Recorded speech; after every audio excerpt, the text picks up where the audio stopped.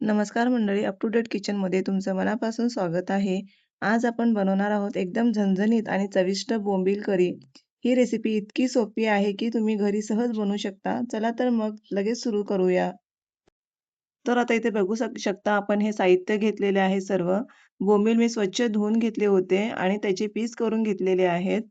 तर तुम्ही इथे बघू शकता मी इथे जिरा पावडर, धना पावडर, हळद, काळा मसाला घेतलेला आहे. आता आपण चिंच घेतली आहे. त्यात पाणी घालून छान कोळ तयार करून घेतो. आता कढईत तेल गरम करायला ठेवूया. तेल गरम झाल्यानंतर त्यात लसूण पेस्ट टाकूया. बारीक चिरलेला कांदा घालून छान परतून घ्यायचा आहे.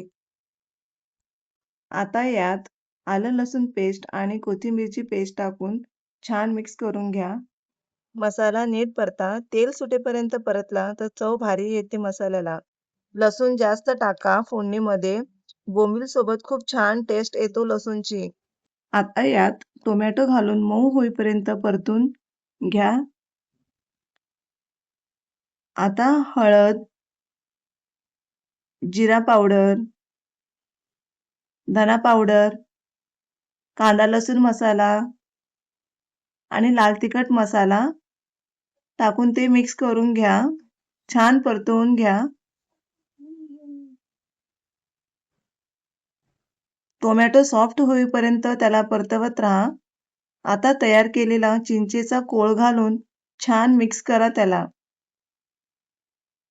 आता चवीनुसार मीठ घाला. मीठ घालून पुन्हा एकदा ते मिक्स करा. आपण मीठ टाकल्यानंतर 1 मिनिट थोडंसं झाकण ठेवून छान एक उकळी येईपर्यंत ते ठेवायचं आहे. नंतर ते झाकण काढून आपण त्यामध्ये वरून थोडंसं गरम मसाला टाकून पुन्हा एकदा मिक्स करून घ्या ते. वरून गरम मसाला टाकले की खूप छान चव येते. थोडीशी कोथिंबीर टाकून घ्या. कोथिंबीर मिक्स करून घ्या थोडीशी.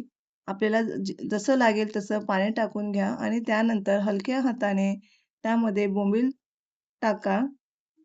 ते हलक्या हाताने हलवा 1 मिनिट. जास्त हलवलं की बोंबील सॉफ्ट असतात. त्यामुळे हलक्या हाताने हलवत राहायचं. कारण की बोंबील पटकन शिजतो. त्यामुळे जास्त शिजू देऊ नका. तयार आहे आपली झणझणीत बोंबील करी. ही गरमागरम भाकरी किंवा भातासोबत खूप छान लागते. व्हिडिओ आवडला असेल तर लाईक करा, शेअर करा आणि चॅनेलला सबस्क्राईब करायला विसरू नका. भेटूया पुन्हा दुसऱ्या रेसिपीसोबत.